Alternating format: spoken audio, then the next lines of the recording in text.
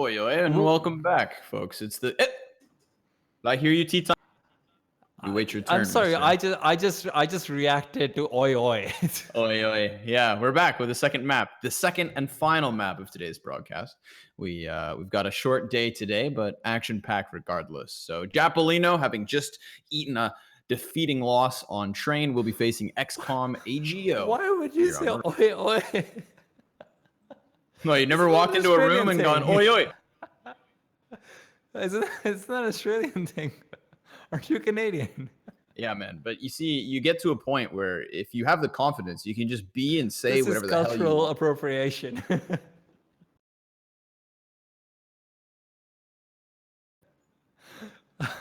You know what? I'm hoping that Japaleno can find the confidence to be and say that they are a winner.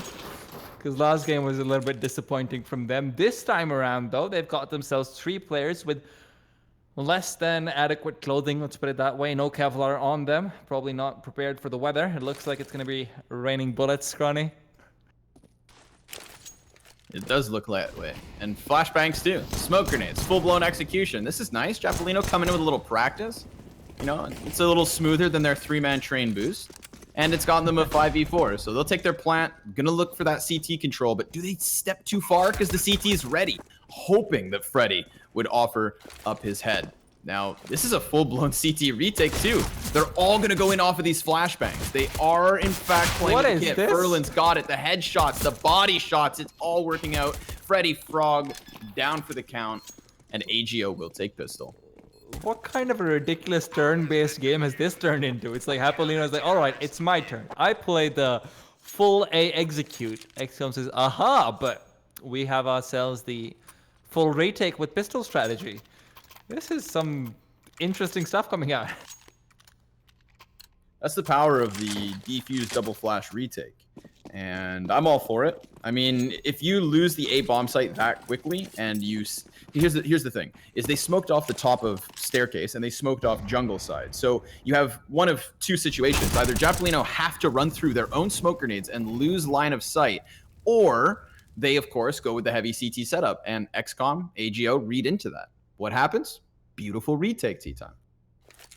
I mean, it was definitely that, but Japaleno, kind of hoping to see some more damage to come through from them. Scout shots are always fun to watch, and every time I see a scout, I'm immediately biased. It's kind of like seeing a deagle in a side. It's like, you know what? Even if you don't support the team, you kind of want the deagle to go off. Right now, though, the only thing that looks to be going off is Japaleno's heads if they keep on going this way. MHL, who has been graced with the honor of being one of the 5 men on the server. That might not be something he gets next time around. We'll have to see. That's a problem with 6-man lineups, but they're going to start to push out. Still looking very confused across the board, honestly. Looking more like they're just trying to hope for some duels to come through. DJL actually gives away his position, and if I'm not wrong, Ferlin will have heard that as well as the smoke coming out. So it all comes down to what Freddy B can do, because he's got a player right in front of him. Does no one check angles anymore? Too easy. This is a weird one, right? Because we've got... oh, Jesus. What is this name? MHLL. Mill. That's what he's going to be from here on. And I'm just calling him MHL. And I'm going to hope that the Lemon isn't supposed to be Le Man. You know, that's there's a little French in there. Or is it just Lemons? Because I've always waited for somebody to be called Lemon so that when they make bad plays, you can just call them exactly what they want to be called. T-Time. But listen, let's... Yeah, exactly. See, it's there you have it. You're already on board. You know exactly what I'm talking about. We've got potential with this guy. But I'm curious to see if the roster itself has potential. You know, chaff out of the way, trying to get into the gun rounds. The force up from Japaleno didn't work, so we're going to have to talk about lemons a bit more until the action really gets started. I do quite like lemons, I'm not going to lie. Lemons are like one of my favorite fruits. It's not a very diverse fruit, to be honest. Like, but you can put it on like everything. Have you ever put like lemon over steak or lemon over meatballs or lemon over any kind of meat at all? It tastes delicious. But you can't eat it on its own. Actually, you can. If you cut it in half and you start... So see, I don't know if you guys do this with your oranges, but there's certain kinds of oranges that if you cut them in half and you kind of like suck on them, they taste delicious. You do the same thing with lemons. Are you telling me Love it. that you are a lemon sucker, Tea Time? Yeah. Just wanted to make that clear. Oh yeah. Great. You know what else is even better with lemon sauce, Ronnie? You tell me. Some sweet, sweet Mountain Dew game fuel. Yeah. If it's your cup of tea. Yes, it is. Relaxer, though. His cup of tea would be being able to get a couple of kills with that deagle. You know how I said deagles are those weapons that makes you want to get behind them? Well, Relaxer needs a lot of things behind him right now. And unfortunately, this is not Dragon Ball Z. So he will be tagged down and he will be brought down. 5 players alive from AGO. Get that out of the way as quickly as could be. Let's get into the guns, all right? Let's see the real test here. Unfortunately for Japaleno, they're coming off of, again, a hot loss. Their pistol looked promising when we saw the execution, but then the retake kind of, put it in its shadow. It looked way better. Now they've got that AWP for Relaxa. It's a nice key piece. He watches for the cross on the A site. The Molotov gives cover to the CT, and he gets dunked on. 51 damage from the frag. He won't be walking for weeks. That player who throws it, Gruby, then gets himself tucked into connector. He's tasked with holding mid, and there's no extension here from Japaleno just yet. They're sat back behind the mid box in A ramp and patiently in Palace. So waiting out that default utility that the CTs have decided to throw.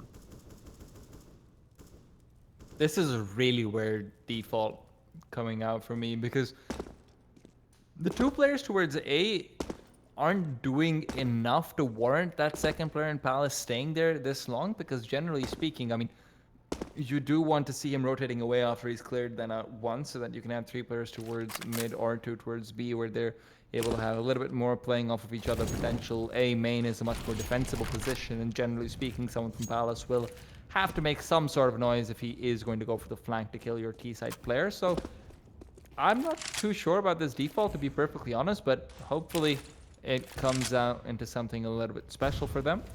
Maybe they were just expecting some aggression from the MP9 that has been saved by Sydney.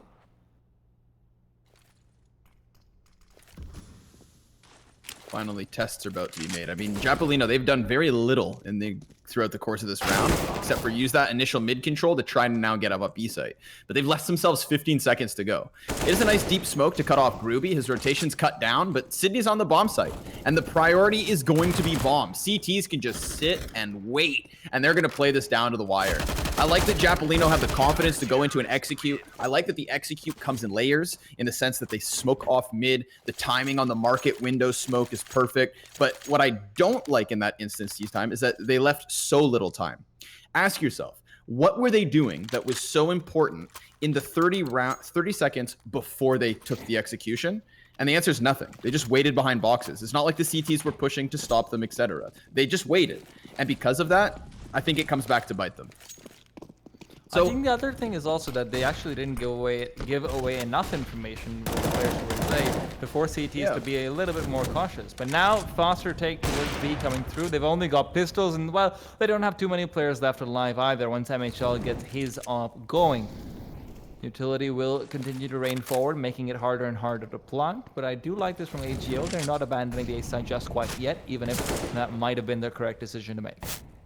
You are absolutely right. In the last round, it's the fact that they didn't telegraph what they were doing, and that deserves and again, the execute was smooth. So if they can not give away information and execute like that again, but just change up the timing a little, I think that there is something to be had here on this T side. I have not lost hope yet. Especially again, we saw a convincing pistol execute. This eco round is going fantastically. So if they can just stave off the retake at this moment, they are going to be in a prime spot to start adding rounds to the board. But the CT's still coming in 1v1. Relaxa, it's just patiently waiting. And Mill's going to have to go for the save. He walks off from this. Does he even get away? Oh my. Did you see that shot from Freddy B? A little sick. That was ridiculous. See what I mean? He shot him through the side of the wall with a deagle. It wasn't even like the corner. It was literally the smack dab middle of the wall with a deagle straight to the head. Because when he peeked out and he got the information on where the CT was, he was able to line it up immediately afterward. That's the most ridiculous deagle shot I've seen in a very long time. And it just sends off what was, again, a low investment from Japaleno and their opening round up. It's a good place to be, you know, a good feeling here where, again, Japaleno should not be feeling like they're out of the match they've had big openings. Let's just start tying things up. They had the exact same instance on Train, down 5-0, 4-0, whatever it was, and then able to tie. A grenade that I was on board with you should have done more damage. Yeah, I thought this was like, all right, DJL, see ya, buddy. You've only got 28 HP anyways. You're gone. But turns out it didn't go deep enough, and the angle that he's on makes it so that the fragments don't come to him. CSGO is very weird with grenade mechanics sometimes. Listen, they've truly fixed the, you know, pressing E to pick things up bug, and Hallelujah. I'm just hoping grenades are next. Listen, you gotta learn to be content with what you're getting, Scrawny. This is like, No. hey, I just got my first event invite. I'm like, oh yeah, a major's coming up next. Here, this is life lessons for those in chat. I mean, this is an intimate experience, guys. There's not that many of us here. Never settle. Never be happy with what you've got. Always want more, dude. Crucial mistake tea time. Look at these tees. They want more. They're on the precipice of the bomb site. They get out. They're extending past Van, but they haven't got the kills. That's the next step. The spacing's not really playing into their favor, unfortunately. See, this is what happens when you always want more and you're pushing forward with like blindness. Every one of their players always wants more. Sometimes you need to settle with your position, wait for the CTs to really be the ones who are breaking ground, and then take them down immediately afterwards. Unfortunately, though, Japaleno, as has been before, as has been the case for many of us, time is their enemy. Right, but those CTs, I mean, there's 20 seconds left, so they're definitely not going to push in that moment, right? They've got full bodies, no utility, and now things are starting to, I feel like, unravel. Japaleno's eco rush top mid gets cut down by the first rifle, and then the CTs go into a slower pace. AGO are a team who have and always have, throughout their iterations and throughout their run of success, you know, just displacing Virtus Pro as the best Polish team, etc. They've always had core textbook Counter-Strike behind them. And I think that you're going to start seeing it with this match. AGO is a team that's going to make playoffs this season, and I will literally call that on the first day of broadcast. So unfortunately for Japaleno, a team that's been a mix of Swedes with different levels of success in Red Reserve, with, I'd say, the Gustafsson twins most notably, you know, they've lost Hampus. They've lost what used to bring them textbook CS. And I think they're just a bunch of friends fragging. They are good at Counter-Strike, and they are good enough to win games. But right from round 7, let's get this clear, AGO are just a different caliber. Yeah, but I mean, Japaleno's friends. And they're good at Counter-Strike. Mate, that's two things I don't have. Yeah, but they do. And that's why they have at least one round tea time. That's true. But now they're, you know, 2 versus 4, just deagles. It's their game plan is to walk contact. They may get bullied a few more rounds, but I'm excited to see maybe some more ops in mid. There are window players facing, and as we've seen, a couple nice deagle shots late round, just like previously. Dude, does he close this? This can't be a thing. This can't be a thing. 1 HP already with 2 kills, but the fairy tale has ended. The dream is cancelled. We are woken up rudely, and I find out that Scrawny is not indeed Sean Evans, even if he sounds exactly like him. You know what? I like that. If you know, guys with short hair, if you had to ask me who influences, it's got to be Sean Evans. Great interviewer. Oh, he's fantastic. He's amazing. That would have been tea time, just for the sake of it. That would have been a deagle eco ace with 1 HP. 1 HP.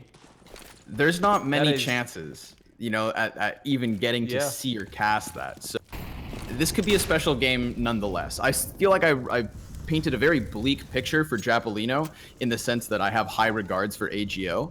But again, let me remind you, these guys can aim and they frag hard too. We've seen sick deagles at the ends of rounds. If that skill starts to show at the beginning, and clearly they're not out of setups either, a boost in mid could be good for them. They can break into a T-side Mirage. Listen, Scrawny, you can be the optimist all you want. I'm right here to bring the audience back down level, okay? AGO's got this. AGO are balling out of control. They're doing so well right now, and I don't see any signs of them stopping. MHL, though, with a great position. Look at how aggressive he's able to get, because Lemon has got himself the perfect position to get that first shot, courtesy of the Shadow being in his own advantage. DJL does straight away and does good damage to Grubby, which allows Freddy B to come in from the side. And suddenly, the A side is looking like a tantalizing, lip-licking prospect. And Gustafsson is doing a lot more than just licking his lips. Both CTs back by ticket. Both CTs on ops. Bomb's gonna get up close and a back turn costs Freddy Frog. Ooh, he was going for the no-scope. Furlan, first one to fall. Mill takes the high road. 2T's back, just waiting for him. He can't really move forward, and there's this flank behind, but he gets wind of it. That must have been an audio cue. And a bit of a mistake. Lets him in for just one more kill, but as I said, Japaleno, no slouches here, T-Time. This was a good pinch onto the A site. It came with mid control, it came up connector, and we had a near double man spray down on the ramp room. So yeah, but scoring to have a double up on T side, I'm kind of putting double up, bro. Oh, you mean sorry, I thought you meant CTs, and I'm like, economy is not there. No. Like this is when you remember back last round, you had a chance on ramp to jump on my boat and side with the Japaleno turnaround here, right? But you took the legit counterpoint so that we could just be at end. Listen, mate. This is the round. That. I just think you're going for the hopeless optimism strat. No, because I'm backing up my This point. is like this is the point. all right. You've got to use, we'll have to wait to use see. empirical We'll have to evidence. wait to see. Okay. I use numbers. 6-2 is pretty good, but let's wait and find out. Because the problem now that comes in is that they've got themselves 2 AWPs on AK versus now what is some very good guns at close range. MHL could be very problematic should they choose to go towards connector. But Plesson's the man you've got to keep an eye out for because he's taking some eyes out himself. Furlan does end up going down. And come on, Plesson. I already lost one with Havu. You got to let me get even right now.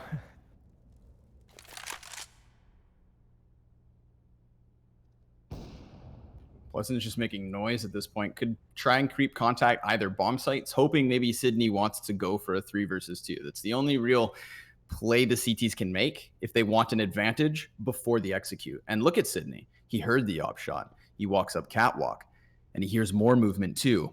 Pleasant, oh, dude, if he backs up, he's done. There it is. Quick readjust. And a good chance for AGO to hold this B defense, but Sydney's going to have no rotate until Mill gets out this window with just the CZ, so he's pretty much on his own. And a good flash lets Gustafsson past. Now, bomb out, and a dink from the pistol, but it's still not enough. And Sydney's angle, he's not got a shot for this bomb to be stopped. A grenade doesn't even do the trick. 5 health, and he still holds the players back on window. Lemon can't find his opening, and these T's just have to wait. How the hell is this guy alive? This shouldn't, like, that grenade should have taken him down. Definitely. Relax and misses a shot. That's ridiculous. That means Lemon can come in from the side and take him down. Sydney knows exactly where the man is, and he means he can peek out wide, and he doesn't even need to get the kill. Lemon with 3 kills. That was still, I mean, that grenade not killing was a little bit ridiculous, though. That's twice that we've seen Japaleno not get damaged by a grenade that looks pretty chunky. The fact that they can still get out from that, though, that's a big round. That's a big round right there. Number 9. Remember the 3 versus 3 that has Lemon in a pickle. He holds off the cat player first, and you have to wonder to yourself, he only starts moving close enough to catch that kill because Plesson starts wall spamming inside of middle. Plesson gave away information on his own accord, and that was used to make the difference maker, the turning point, the pivot that does come out of Lemon there on Cat. The result is just a fast push. Japaleno are going to try to ram their head against the wall in this A site, and they've already lost the first player. The problem, though, is MHL being isolated away and utility being as low as it is. Japaleno still are not looking too bad to go into this. MHL, though, has a bit of a gap in this. What? I'm sorry, what? It's a standard plan. He heard the audio cue, lined up a shot. I mean, that's a good play from. Now at this point, the last 2 T's are just going to get cut off. Smokes are fading. No more utility for them to follow up suit. counter-terrorists, the longer they wait, the better. Look how none of them are showing face. You've got a player tucked inside a jungle, back behind. Patience is going to win this round. And again, 3v3 in the last one. A moment here in this where the T's had a foothold on the ball. But it's going to take heroics from Freddie B. Well, you know what?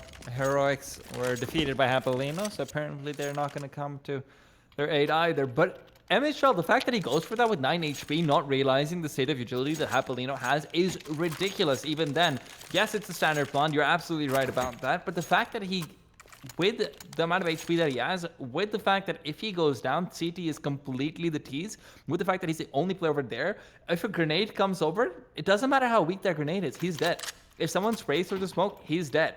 Immediately after, their chances of being able to win the round because of the lack of pressure go down so much comparatively. So the fact that he still decides to go for that kill through the smoke, or at least try for that kill through the smoke, is so... It's just...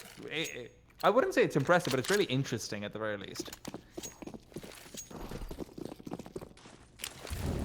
Desperation, you can smell it with a buy like this one. Mac 10s, AK, and a D.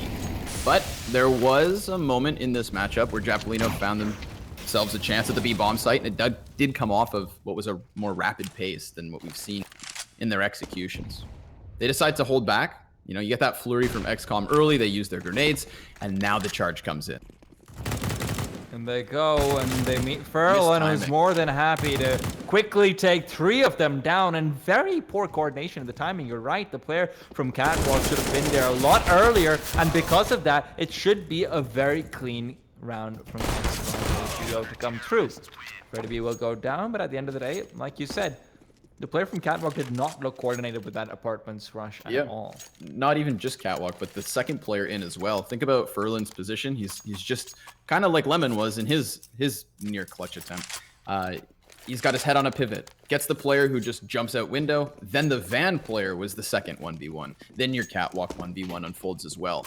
You literally see the 1 second reposition from Furlan. Kill, move, kill, move, kill, and the round was over in that level of a pace. So a tough one, and now a big old A hit, or what could be. DJL's the only man coming in from connector, but he has been able to creep up already. Lemon in good position. Grubby finds the first. Pleasant, though, does end up getting the win out over Lemon. Grubby peeks out wide, and he's still going despite having as little HP as he does. So Gustafsson manages to finish him off, bring it back to a 3 versus 3. Furlan is on the other side with the SG. Is going for the spray through the plywood as well, but it's MHL to really break blood on the site.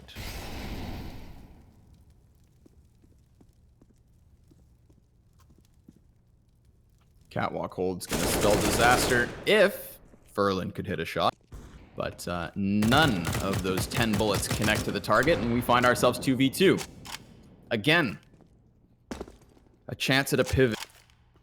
Japaleno have lost the other rounds that were in such close terms, but now they have a bomb plant which sides with them. Sydney's going to be coming in off of jungle, and Freddy's close, and he's making noise, giving away that audio. Now Freddie B is going to fully commit. And that leaves Gustafsson also on his own for the CT hold, but a leg is seen. Sydney, 17 HP, and Freddy Frog's now stuck between the two of them. He activates around the box, has cover, and a health advantage. There's a smoke on site, and Sydney could use that to close the gap. Freddy knows it. Audio again once more. A bomb tap and a retreat's gonna lose this one. Japaleno have taken a third.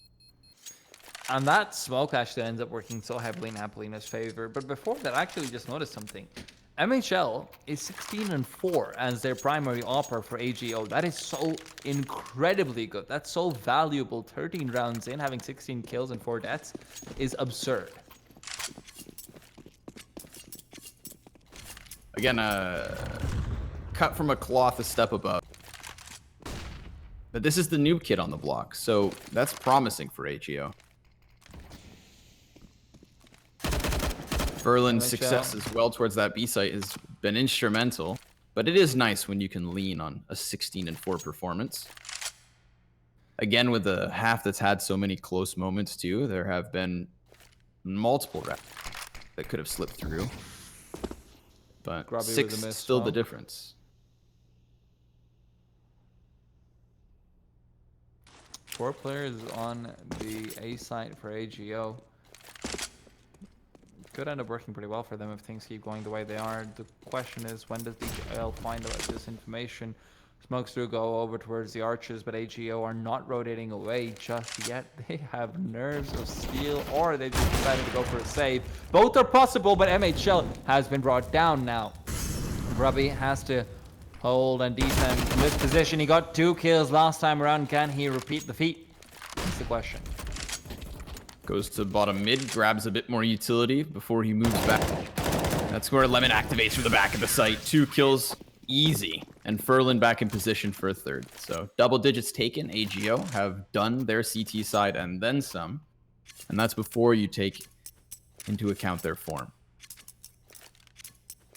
And Japaleno, with a few round wins again, they do have the advantage that, all right, you know, at the very least, we still have our round loss bonus. At the very least, we still do have another buy coming out of the next round, probably. But, you know, like we said in the previous game, at one point, it stops being about money. It starts being about, hey, we need those round wins. And AGO, they're already on double digits, which is, honestly, they could lose the rest of this half, and they're perfectly fine with it, even.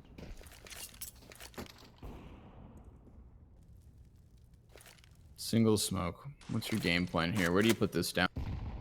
If they're just going to wait for the first 40 seconds, it could also give them an opening. Not even. What the heck? DJL is going to just dry walk out from ramp. There are ops on the field that could easily cut down the numbers advantage. I feel like your best chance here for the T's is to use that bit of utility you have. You want that to be a part of the execute. You don't want to lose bodies before that movement can be made. But now Freddy's at the top of mid, and sure enough, Pleasant picks one up. That it is. Facing, over facing. 10-3, you know, it starts to happen. AGO are going to be feeling good with themselves. They've picked up all the big moments. But a little bit of inactivity on the A site costs another body.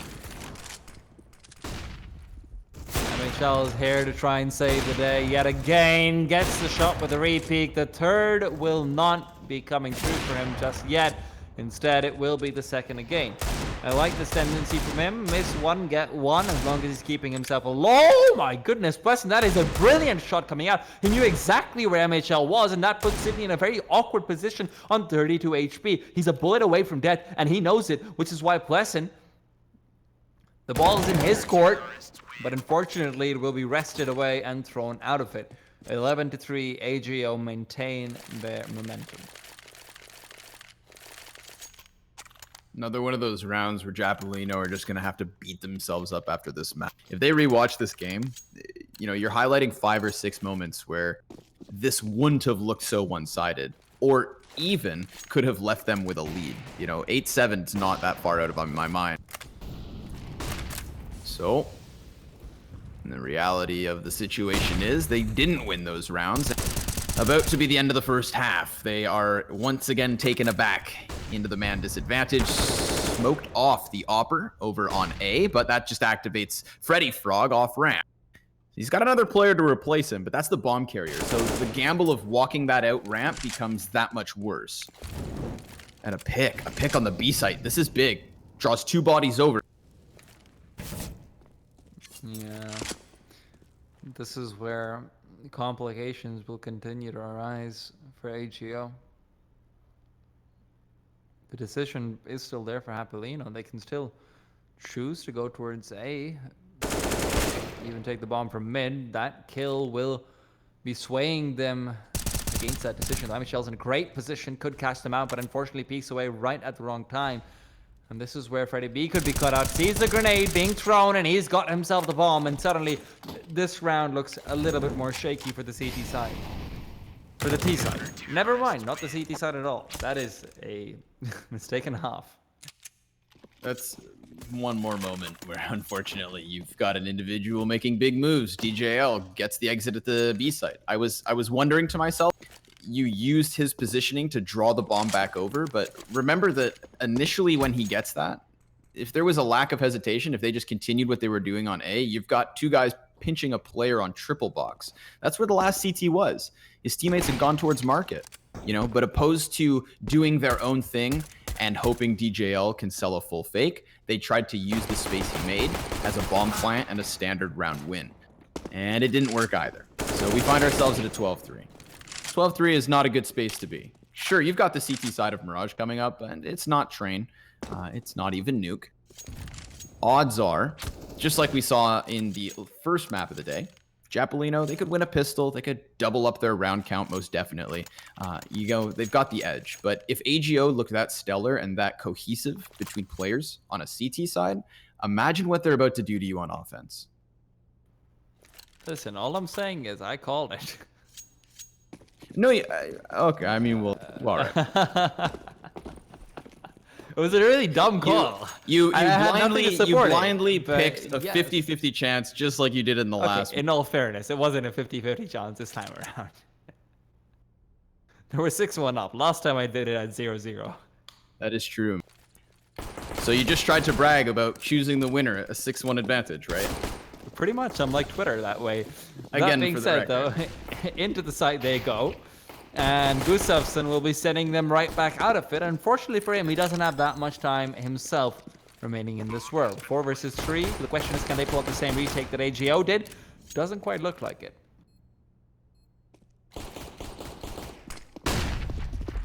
Ooh, there's the 4-man beat. It's similar to the last pistol, except AGO have held the edge. DJL taps off the bomb. This is going to force the T's back, and they're scrambling. They're coming in for the knife. They don't know what's up, but he didn't stick it. Instead, he's popped. Double headshot to close the second pistol, and a second pistol to close the second map.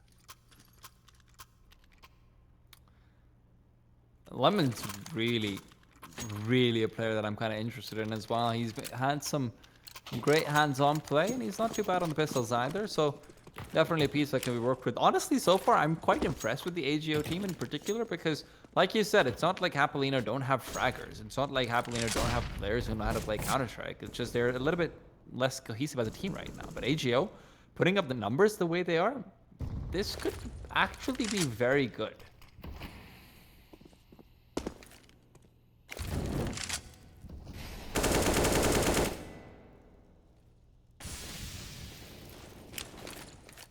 Now, though, they still do have to contend with a few more rounds before we can really start to wax lyrical about them. Never really understood what that phrase, like where it came from. Which phrase? Waxing lyrical about someone. I love the phrase, but I never looked up the etymology. I've never heard that. Really? Okay. MC9 push. Gustafsson has to make his way inwards. He knows that the execute's happening, and so his moment was then and there. Decided for him, and unfortunate for him, no frag off that SMG. Pistol players, they've done some softening on the damage. Oh, and plus a nice wallbang. That's sick. Reads that Furlan's at the base of the... and at least cuts this to the 1 versus 3, but he's smoked off. That buys time. He doesn't have his kit. He's losing by 10 rounds. You know, Plessin has felt better before this moment, but he is still on for the clutch. Good read. Try for it at the very least. He's getting some great kills.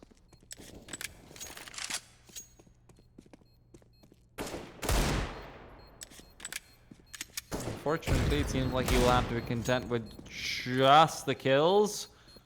Though that is a pretty nice thing to be content with. Some great shots coming out. He does end up going down at the end of the day, but with the damage being dealt to AGO being as big as it is fairly significant. Now, you are in a position where if you force buyout from Japaleno's side, you actually have a respectable chance, because utility will not be the greatest thing in the world for the T side unless they go for a slightly inferior weaponry, which it seems like they will choose to do so. The artillery barrage. It's a real shame that no one from AGO has come A. It's always fun to watch the quadruple frag stack, but alas, they'll go for the USP spam. A little bit of damage thanks to the deagle and window, but B is for free. XCOM happy to take. Yeah, that's one of those points where it's like, you know, the USP spam after expecting the full-on airstrike. Not the most satisfying thing in the world, but we'll have to wait to see. Maybe we can still see a player being taken down over towards short. MHL does get some grenade damage dealt to him, even if it isn't quite as satisfying as watching him immediately collapse. Grubby returns favor twofold.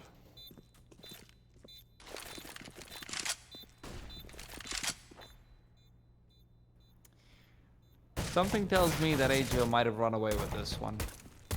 Yeah, they did. They came out on top of every single potential moment that would have gone the other way. And that's just the tail of the tape, you know, winning mid-rounds and having big clutches. And also having textbook CS. Good rotations, good trades. Oh yeah, for sure. Good retakes for especially. I mean, we saw a few of those that were very, very unlikely, but they managed to pull them off regardless. Again, you know, before we started this match, I explained that we're talking about a team with Csgo that's going to be in playoffs, undoubtedly. And if again, you'd have to, like, then, if I wanted to further that statement at this point, having just watched now the entirety of the match, I'm going to say even in terms of, like, top, this could really put them back on the map. If you've got new guns that can drop performances like a 24-8, and he wasn't even needed on the second half, for instance. MHL, take note, has the lowest score for this second half, and he is 24-8. He won it early on, and Csgo ran away with that. This could be the dawn of something, but it's not over just yet. Mac 10 coming up the catwalk as Japaleno do lock down B for the first bit of this round, but a 2v2. And Sydney has the presence of mind to walk back, but doesn't see the player middle. Could still close this. Does have a smoke that could let him get the bomb plant down at the very least, but wants to make sure he gets the initial peek towards apartments, clears out all angles, playing this very smart. But unfortunately for him, sometimes it isn't enough when you've got so many angles to contend with. They don't have any Molotovs to flush him out of position at the very least, so he knows he can try and take this peek out. But already you see the CTs having reacquainted themselves with each other. They're going to sit down. Great little reunion. Get a little cup of tea. But with 30 seconds on the clock, they're looking to add a bit of blood to their beverage. Sun comes in from behind, and it will be the end. Csgo forfeit their first round on the T side. It's one of those rounds that at least keeps the game going. That's about all it does. Puts the T's in not an awful spot. Full buyback on the cards. Counter-terrorists have, for the most part, what they'd hope for. Not the best utility on either side, you know? It's not a full 5-set stack. Big push towards mid, though. We could very well watch the CTs try aggressive setups over and over, just looking to destroy and dismantle what Csgo tend to set up. Again, that textbook. That map control, the spread out and the numbers not going their way at all. Duels are to be had for Japaleno, 3v2 as well. However, they brought it back. I mean, they're 4v2 up, and then immediately afterwards, Grubby is just like, all right, fine, I'm going to start peeking out now. I will also be involved. I'm also a part of this team. I will not be left alone. He does have MHL backing him up, not quite on the AWP, so don't expect him to be quite as powerful as we have seen him being all around. DJL tagged, but it's through a wall, so he'll live to fight another minute or so at the very least. Freddie scouts out the player planting in the open. Very brave of him to do that. But it leaves Grubby in a 1 versus 2. Has to clutch it out with a 4K to win this one out. The player from stairs has a great chance, and Freddie B, with all the information of where the bomb is to himself, knows that he can honestly even wait it all out. Wait for the plant to come in. Grubby will be spotted out by DJL coming in from behind, and despite his efforts, it is the 5th round for Japaleno. Now that round is more important than the last one because previously we said it just extends the game. This time, it extends it and then some. Pistols only for 8. And they're not even going to spend anything because they know that once they get back into this with a full-fledged purchase, the odds are in their favor to close the matchup. So they're actually effectively wasting as little time as possible, which is great. However, with 0 flashbangs, 0 smokes, and only 1 P250, you don't have much in the cards. You're looking for a B rush and looking to hopefully have numbers, which they do. DJL alone at the moment. Does have a second player up, Cat, but CTs, they want that mid control early. In all fairness, they don't actually have a full buy in the next round either, unless they get the bomb plant down. So this could be a very important round for Japaleno to prevent that from happening at the very least. If they had even a single smoke or a flash, they could have effectively closed out Blessin from the B bomb side after they get the DJL kill if they are indeed going for a rush, but they don't quite have that either. So it does really look to be a good old-fashioned let's wind the clock down to 30 and then say hello to our neighbors kind of view.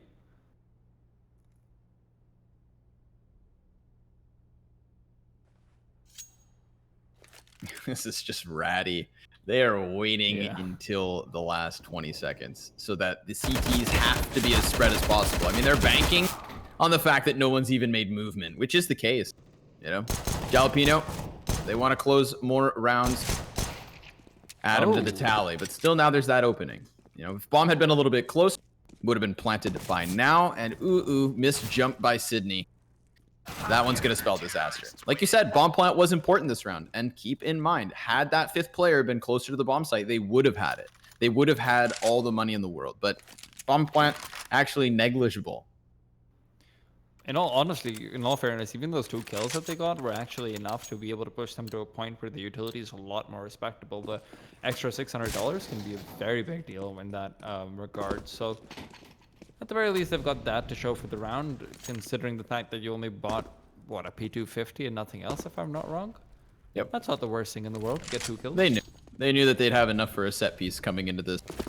So they are happy to have further success. But imagine if there was the plan. Maybe an op could have been picked up, although not needed. I don't think MHL's gone for one on T side yet. Correct me if I'm wrong. Yeah, no, they've just been playing rifle executes and dealing with the ecos. Knowing that there's not one for the defense either could play into their decisions. But notice how Japaleno, when the round count was just at 3, were just straight up charging up middle, just trying to make anything happen. And now that they have a little money in their back pocket and what is a spree of rounds, they're playing these really slow. Versus 4 Glocks and a P250, they still sat in their sights until 20 seconds left over. You know, don't think that they have written this off. They're playing for an overtime. 20 seconds on the clock, and in they go. MHL. Oh my god, that is very nice. A great flashbang allowing him to be able to take down Relaxa. The question is, can they find Gustafsson on default? And a 4 versus 2, he's the man who can save the day, and he's definitely putting up a good showing of why. DJL is coming over just to hand a Superman cloak to him, but turns out that he's going to let the Man of Steel have a little bit more time to himself. Put himself in his Isle of Loneliness. But unfortunately for him, Lemon does end up being his kryptonite. And that's going to be it. Japaleno losing out 2 maps today. Not the best start in the world for them. Not the best start for the season for them right now, Scrawny. Yeah, but again, at least they've gotten their match against Csgo out of the way. That one could be kind of counted off. I think that their experience and, again, their individual skills, we saw some highlights, but it was after, of course, they got so one-sided in the first 15 rounds that this was a long shot for a long time. But she's done. 2-0. Oh, yeah. And now we're finished here, Tea Time. We're done for the night. True, our but first before we broadcast actually of the season. do end things up, quickly want to talk about Csgo a little bit as well, because, you know, this is their first showing. This is their first official ever, and they look very good over there. MHL in particular showing us what could be a formula for success with an AWP. This is something we've seen before as well, Scrawny. Csgo with an op. It's a Polish team that, you know, ends up getting a lot more success. We've seen them having some great, you know, matches versus top 10 teams last year. Maybe it was a year ago before that. Maybe this could be the sign of something to come in days to come, but we'll have to wait to find out a bit more about that. That being said, this is indeed us for the night. Scrawny, do you have anything to do before we take ourselves out? No, man, we're signing off. So thanks for joining us, guys, and we'll see you this week for more ESEA action. Again, it's just begun. We'll see you all.